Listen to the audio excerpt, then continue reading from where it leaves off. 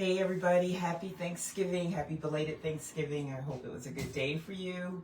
I had a wonderful day. I went to church. It's always good to know that I can always go to church on Thanksgiving and Christmas as long as Pastor Streeter is alive. And they had a really nice service. Sister Barnett, Bonnie Barnett, who just has a voice that's amazing, was the psalmist. What is my friend? I can't think of him that was a part of writing the Black hymnal. What is his name? He and his mother were there. They're there all the time. I cannot think of his name. I'll think of it as I'm talking. So anyway, I hope that your day was good. The weather turned out to be really nice, and then it got a little sketchy again. But when I was out on a trail after church, after I visited my dad, it's just a nice day, beautiful sun, and then it didn't last long. The wind started coming in. Now it's looking like it's going to snow. Oh, for all the people that are doing things for small business, it's a small business weekend. Go out and support small businesses. And for those of you who are not aware that we are celebrating 25 years, our anniversary, we have some specials.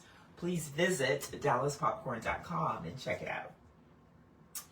So we couldn't come on yesterday, didn't want to interfere with your Thanksgiving festivities, and we tried to come Wednesday, but that didn't work.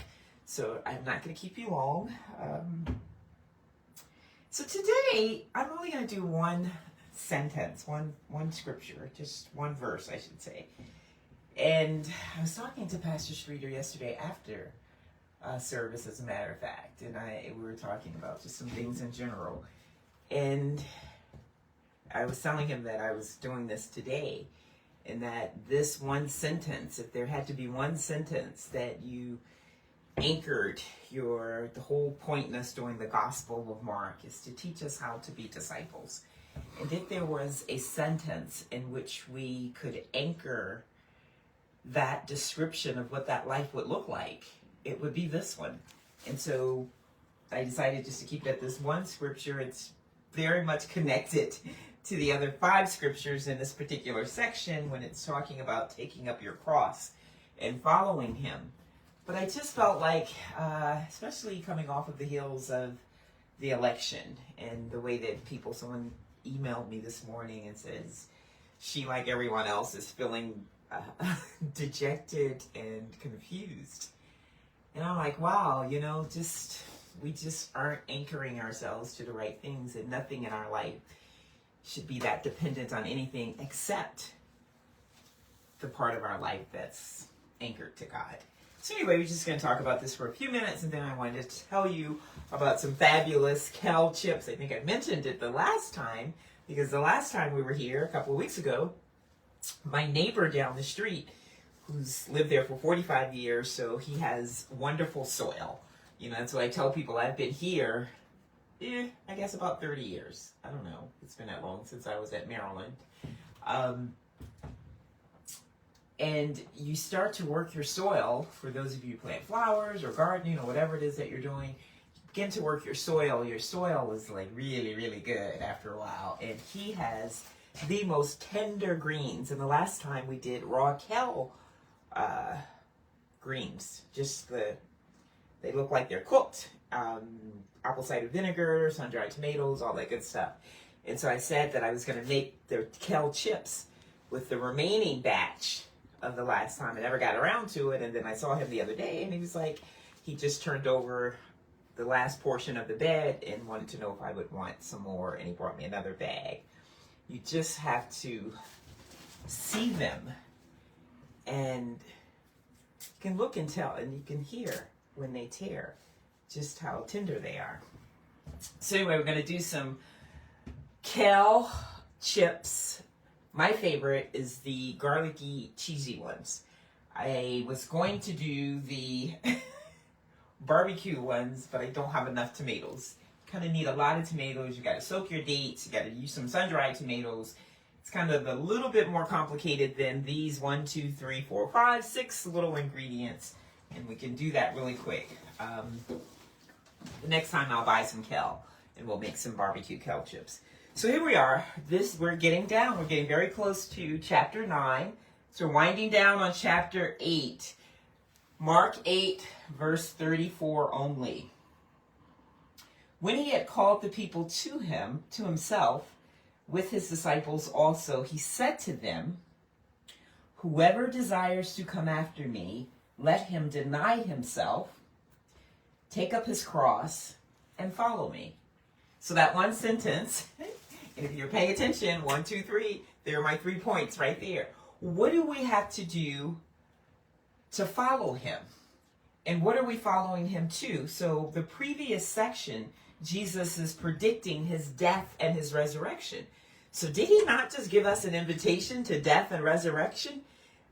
Now, as crazy as that seems, it's funny, I was reading something, I don't know if it was this morning or yesterday morning, and it was talking about be sure of your exit.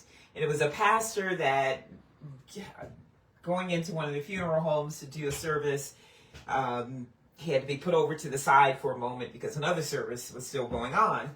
And he found himself in a room with the miniature coffins. And I guess these are the ones that the funeral home directors use to help you decide which coffin you want for your loved one.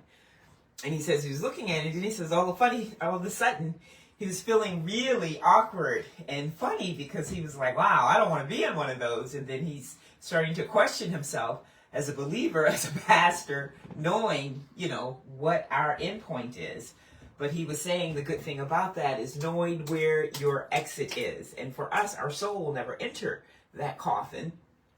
But for those of us who have friends and loved ones who aren't quite there yet, what in the world are they thinking when they look at a coffin and they're thinking about when their body goes into that coffin? Versus us, we could say our body will be in the coffin, but our soul will never be in the coffin. So it's just an interesting little read.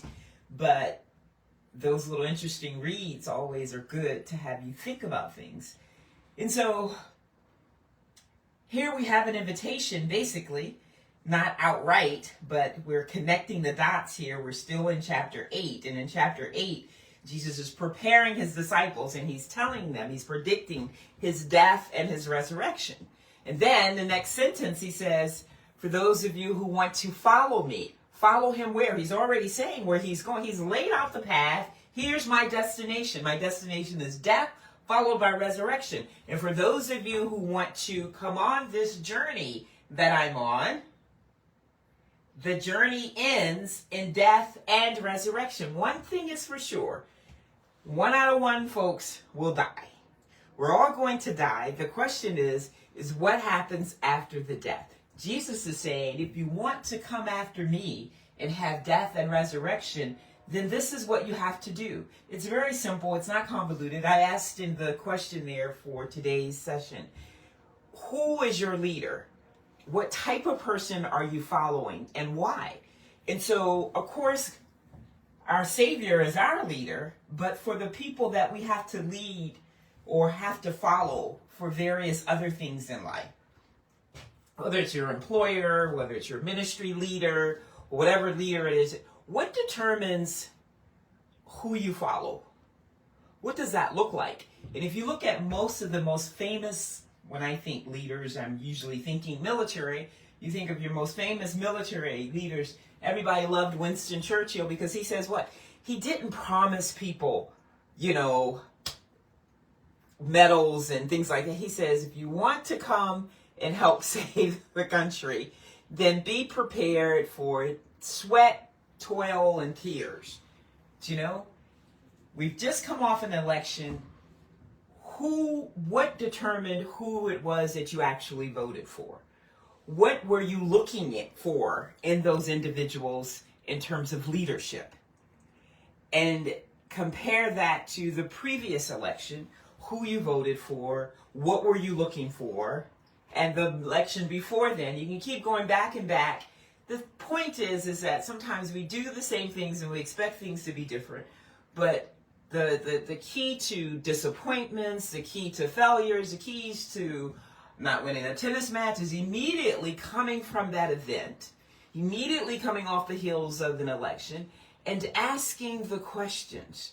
What went wrong? But more importantly, I always say more importantly, when I lose a match, more important than what went wrong, what went well? What did I do well? And it's important to get that almost immediately thereafter, or else you can become overconsumed with the failing part of it. And we're all on a journey. None of us are perfect, and we're all trying to get it right. And so it's going to be important to measure those benchmarks that we're on the right trajectory, I should say. And so when you look at the pattern of types of people that you've elected for, people that you followed, there should be a commonality there in terms of that person's character, in terms of that person's whole persona, in terms of what they were promising, what their speech was, what their foot plan was, and it should teach us something, about ourselves and how we choose and how we select to do things. The thing you have to love about Jesus, and it's as clear as day, that's why I say there's no sense in going too much further than this one sentence to just kind of hone in on the point of following the leader. Who's your leader? What does that leader look like? What should that leader look like? And the very first thing about following Jesus is that it didn't come with any fluff. There's no trump card to him. He's telling you right here, those who wish to follow me, this is what you have to do. You have to pick up your cross, deny yourself, and it's nothing, if you understand the context in which he's saying, deny yourself and take up a cross. Well, let's start with the first one. So to deny yourself, sometimes I've heard lots of sermons where people can get, sometimes we just take things too far, and it leaves the parishioner sitting there just kind of disembogulated. Here's the thing. What does deny yourself mean? What does deny mean? Deny means no. So basically, in denying yourself, he's pretty much telling us, be prepared to tell yourself no. And that's hard. As we reach down to touch our tummies from yesterday, you probably went in with a plan for Thanksgiving. Those of you who had family and friends where it's just got to be so much food. And you probably told yourself what you were going to do or what you weren't going to do when you probably could not get into half of your outfits that you wanted to wear, blah, blah, blah, blah, blah. Sometimes we have these little thoughts in our mind and we start saying that this is what we're going to do or this is what we're not going to do. And then it goes straight out the window because we have not disciplined ourselves to deny ourselves, to just say no to ourselves. And an inability to say no to ourselves is an inability to follow Jesus. And that kind of hits home because that's the first step. And like I said, if we have one sentence to kind of anchor our lifestyle on, for those who are believers, for those who are, why we're in the Gospel of Mark, it teaches us how to be disciples. What are disciples? Those are people that follow. And so right here, he's setting the precedents. He's setting basically the criteria. And that's that we have to deny ourselves. We have to be willing to say no to ourselves, but what? Like ice cream and cookies, like peanut butter and jelly. To deny yourself is to say no to yourself, but yes to the will of God. And that is all he's trying to it's a very simple thing. He's saying, okay, you want to follow me? You got to be able to say no to yourself, but yes to me, yes to my will, yes to my commandments, yes to my law. And pick up, it says and. So that and that I'm talking about with the peanut butter and jelly goes with, it's not just about denying yourself, because we can deny ourselves. We can say no to ourselves. No, I'm not going to go to a party all night Saturday night and be tired on Sunday morning. But then when we get up on Sunday morning and we neglect or forsake the assembling with one another in the fellowship of God, then it's not really the same. Because in this instance, when we say no to ourselves, it's so that we open the door to say yes to the will of God and follow him. In addition to that, and we must pick up our cross. So when we think about the context of picking up our cross in that particular time in which Jesus is speaking this, it was known that the criminals, people that were going to be crucified, executed, had to pick up the cross. The cross basically was a tree, a stick, two sticks, horizontal and perpendicular, that you were going to go up and have your body put up on, and you were going to be crucified on that stake. So in addition to saying no to yourself and yes to the will of God, you must also be prepared to take up your cross. So you must also be prepared to be basically treated like a criminal, an outcast. It's nothing easy about picking up your cross to walk up a hill and be crucified on it like you were a criminal. And that is the picture that Jesus is painting when he says, for those who want to follow me. He's not painting a picture that says, if you follow me, you're going to be in the inn. You're in the inside circle. You're in the Jesus clan. You're going to have all blessings around you at all times, a hedge of protection. No, Jesus is painting a very realistic picture as to what happens. You're going to begin to be treated like a criminal because you're not going to usually be in line with what everybody else wants. Everything that we do is almost diametrically opposed to what the majority of people are doing, because we are in this world, but we're not of this world.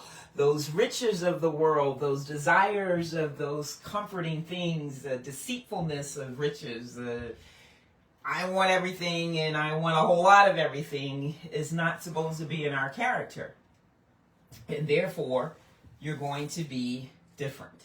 You have to be prepared for the consequences that come along with that differential. Not as many people are going to invite you to their little booby parties because you are going to be the light in the darkness. And no one wants light shining on them when they're living in the darkness. It's just like when we go in and we watch a movie and we come out and all of a sudden our eyes are switching. That's what we do to people that are living in the darkness, the people of the world, and not even consciously. It's just that's whether they understand that or not. They don't recognize, but they just know that there's something about you that makes them feel uncomfortable.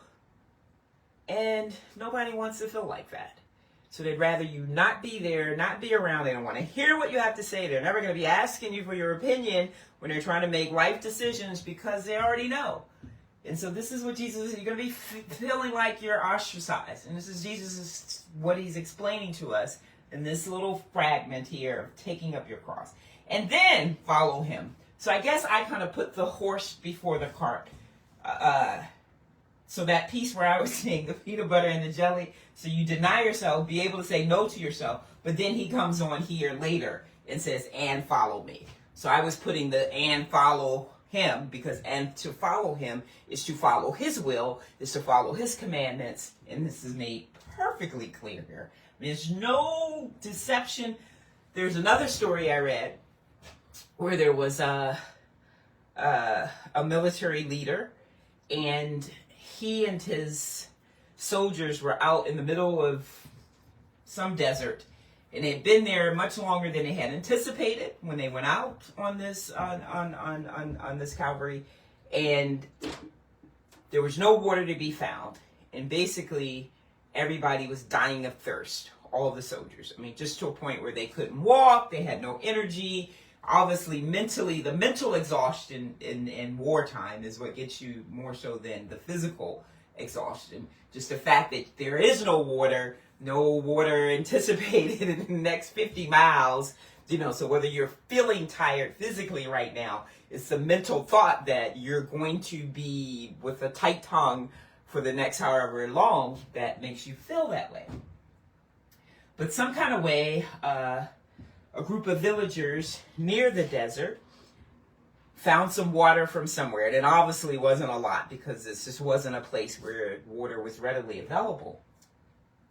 And so the few men that were able to find some water found just about enough to fill up a helmet.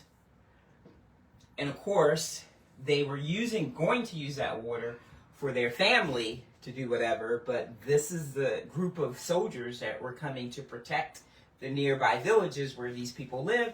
And so they decided that they would give that helmet filled with water to the leader of this army. And so when the leader saw them coming with the water, he was just like shocked, like, where does he get this water from?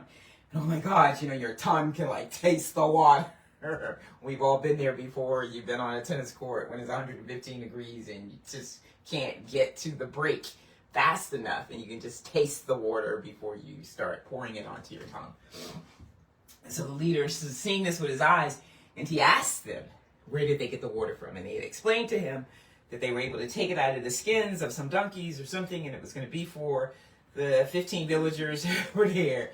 And just as he poured just a little bit of it into a cup to begin to drink it, he glanced over at his soldiers and their eyes and just everybody there that was just so thirsty. And they obviously, they weren't going to be able to, no matter how they divided this up. Only a couple of people would have had an opportunity to fill the water if they would have tried to go that route. But what the leader did was he took the water and gave it back to the individuals and said, since his soldiers wouldn't be able to partake in it, then he wouldn't either. And so at that point, if this could be a movie and you could see it, at that point, the soldiers were like, the ones that just couldn't move anymore and were mentally and physically exhausted, all of a sudden had some to them, because they're like, rah! And so they marched on forward. That was a long time to tell that story, but the point of the story is that a good leader is not going to ask his people to do anything that he wouldn't do.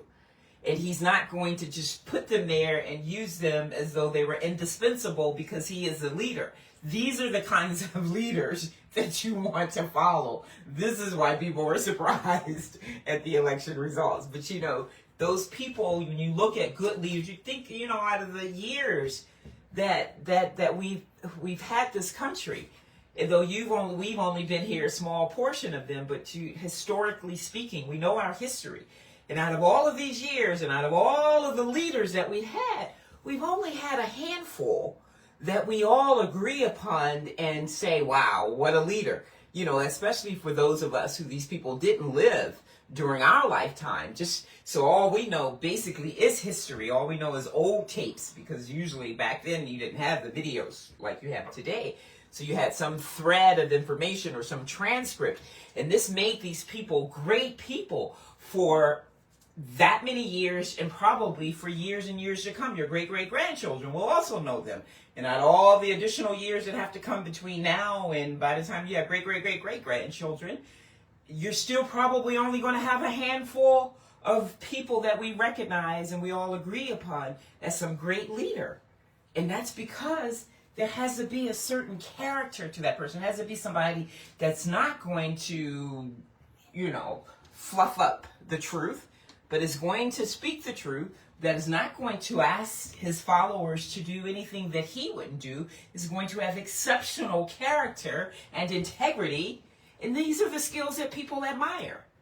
And so Jesus is that kind of leader, and it's so clear right here from the Get Street, he says, hey, if you want to follow me, these are some things that you need to be prepared for. So there are no illusions, no falsehoods, nothing but the truth. That's what we love about him. And then next time that we come, we're going to tell you the other piece to this. And that's going to be the most important part. But I just want you to think about that and think about, what is required to follow our Lord and Savior. That we say no to ourselves, that we pick up our cross, and that we follow him. So that we deny ourselves. We say no to the worldly things. We say no to the things that everybody else is doing that's usually diametrically opposed to the truth of the Word of God, that falls back on those two little commandments. The first and most important commandment is that we love the Lord our God with all our mind, our heart, and our soul. And the second one is likewise, that we love our neighbor as ourselves. And those two basically sum up all of the law, all of the commandments, all the prophets, everything. And if we do that, then we're putting ourselves right here in a position to follow him. And to do that looks like we're denying ourselves in the sense of the world. But in actuality, we are the ones at times like this who are not feeling dejected, who are not feeling confused, who are not feeling anxious or depressed.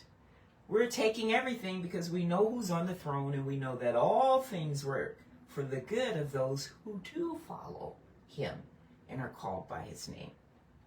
And with that is a peace that surpasses the understanding of any situation. And that's probably one of the best benefits as we're living here.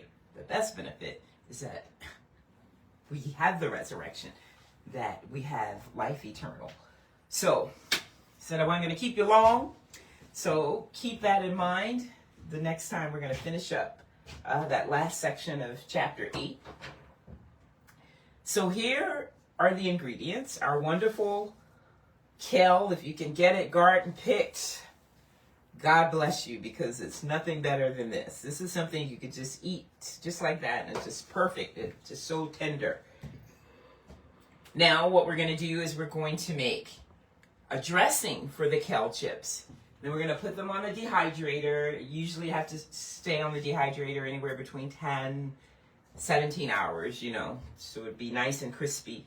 This isn't like the barbecue. So the barbecue chips that we do are going to be stiffer quicker once they get the little bit of 105 degree temperature to them because of the ingredients of the sun-dried tomatoes and things like this. This is garlicky, cheesy, so it's a little heavier in terms of the sauce. So it's going to take a little longer. It's going to be this time tomorrow before I can eat them.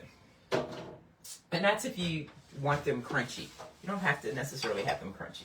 So here are the ingredients, and why are we using these ingredients, or what are the benefits of these ingredients? First of all, we start with the kale. So all green foods clean the blood, as we know that. And then just all of the minerals and vitamins, nutrients that you're going to get from kale. We can go on and on about that. Dark leafy greens.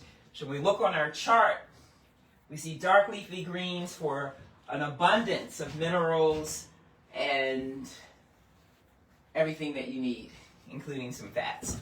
So we have the kale chips. Then we have nuts. So nuts and seeds. I often tell people you want a great diet. We want live enzymes. Enzymes are the piece of the puzzle that no one ever talks about enough, but that is what keeps us alive. When you're young, up until 15, 16, 17 years old, the body manufactures its own enzymes. Then after that, you're starting working with a deficit. So you need to put them back into the system. And the way that we do that primarily is through live, raw foods. Fruits and vegetables have an abundance of live enzymes in them. That is why it's so important to eat them. It's so important to eat the majority of your fruits and vegetables in the raw state.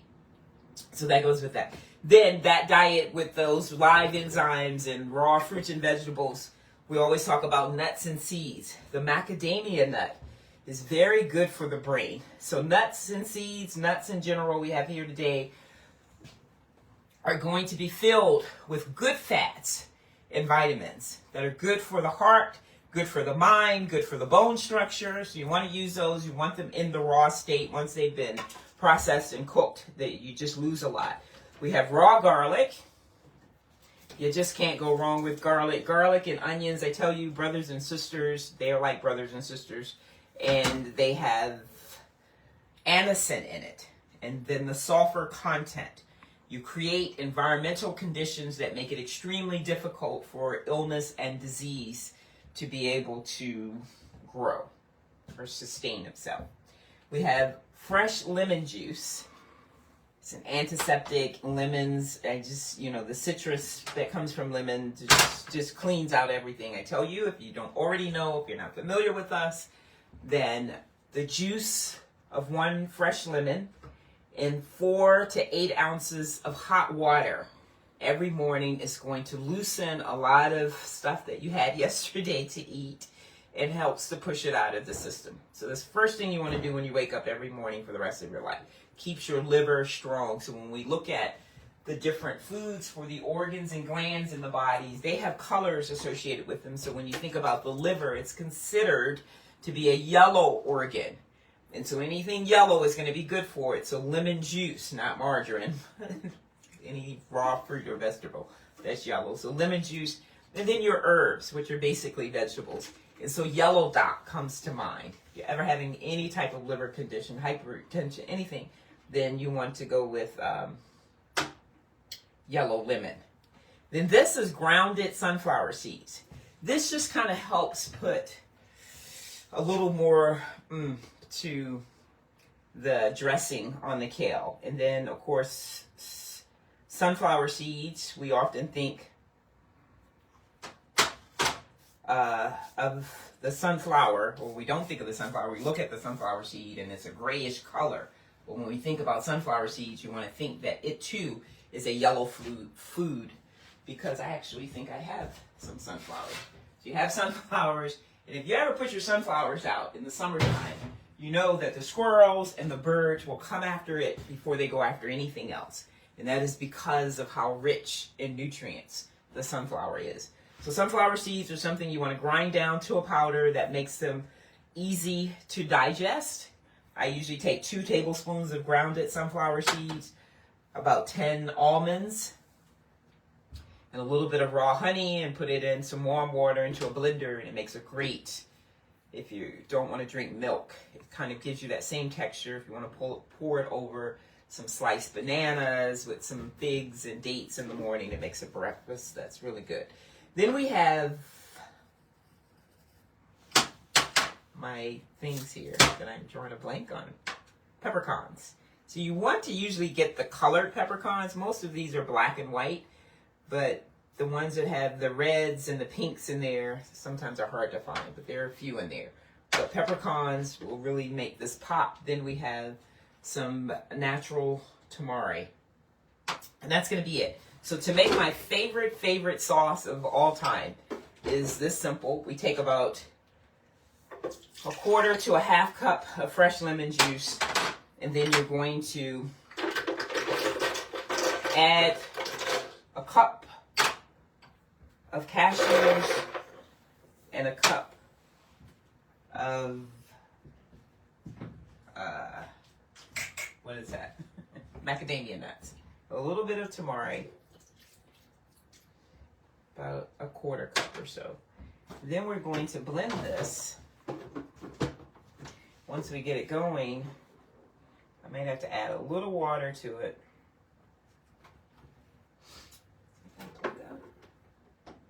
Add a little water to it.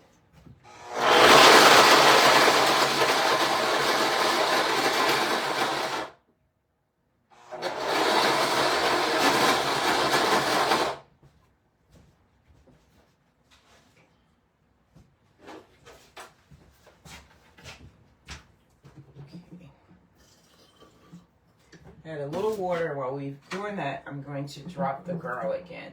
You kind of want your nuts to process a bit before you add the garlic. Once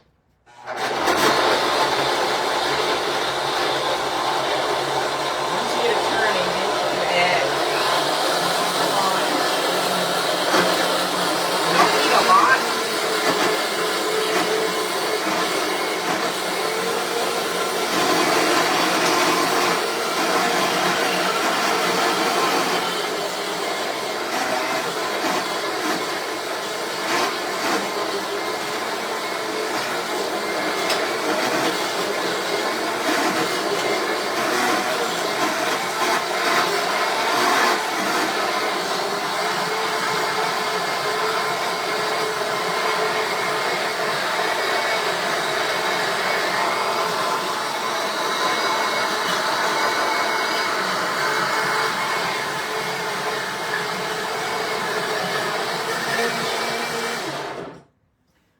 Feeling like my hair is everywhere. Okay. So now, it smells so good. This, my friends, is the beginning of everything. The cheese sauce. So when we do our raw pizza, when we have the carrot bread and we make the carrot bread for the raw pizza crust, or you can just have carrot bread where you just take chunks of the bread and you want to add a little sauce to it, this is the party stopper. Everybody wants to know, what is this? And then for those of you who don't necessarily like eating cucumber sticks and carrot pieces, this will make you just sit over in a corner at the party and do nothing but that. So I'm going to move all of this out of the way. This is when it gets to be not tricky, but it's just a matter of doing things on a regular basis. So we're going to take a smaller bowl and we're going to take portions of our kale, because I'm not sure how much we're going to have. I think I'm going to put some gloves on right quick. So here's the deal. So kale chips are going to be a little wet, but not a whole lot. Where they may drip a bit. When you use your dry sheet, you can use the cloth, but that's usually when you have stuff that's wringing wet. So we're going to play with this because I don't know how much we have. It's been a minute since I've made kale chips. So you're going to just pour a little cream topping onto a small amount of kale. Mix it with our hands. This becomes really messy fast. And it depends on you if you've ever purchased, my hair is all over the place, isn't it? So if you've ever purchased kale chips, you get like 2 ounces in a bag for about $7-8 at any of your health food stores, and there are only a few that sell them. And this is why, because it's never going to be a lot. I mean, when you start out, imagine when you cook kale, you have this big batch of something, and the minute you put that heat to it, it just shrivels down to nothing. And it's the same thing once you put the toppings on the kale. You don't have a whole lot, but it's enough. And then it depends on how heavy you want your sauce to be. I like my sauce to be pretty heavy on it. So this is what it looks like. That batch that I just put, we have the big batch there, and then I put a small amount in a container. Then what you want to do,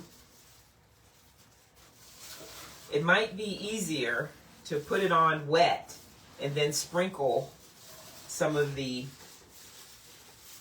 grounded sunflower seeds on there. And it doesn't matter for it to be very separated on the sheet, because once it starts to dehydrate, it is going to shrink down quite a bit. And you can begin to separate it, but you won't really need to separate it because it's going to get small enough. And I say separate it because what you want to do is you want to leave enough space where the heat, the air, can come in and extract the moisture. Pretty good. So see how that just only took up less than a half of a sheet? So I'm going to put this here. We're going to work on another small batch. Small batches of love. And then we'll just keep going until we run out of sauce. And then we'll sprinkle that sunflower stuff on it. Then we'll put it on the sheet. And then we'll be good. I'm not going to do the whole batch. I won't bore you with that. I just want to get a plate, one sheet, so that you can try this at home. You guys never tell me, oh, Dr. Dallas, I tried such and such and such and such. I don't know if you've ever tried anything that we've done. And I know that there's some of you that listen. See where I put the gloves on? This is a hot mess. I mean, it doesn't have to be, even when you got a black dress on. Right. Stuff goes everywhere. Okay. So we'll probably have enough to finish what's in there. And again, like I said, you can have it be heavy or not. And it doesn't need to be dripping with it. It's going to have those extra peppercorns that I put in. Guarantees the flavor. And you probably noticed I put, you know me, everything has to be very, very garlicky. Put a lot of garlic in there, so you don't have to have it like saturated. Once it starts to dry out, as it dehydrates, it's still going to have enough, as long as you can get it wet, it's going to have enough seasoning on there for when you're eating it to say yum, yum, yum.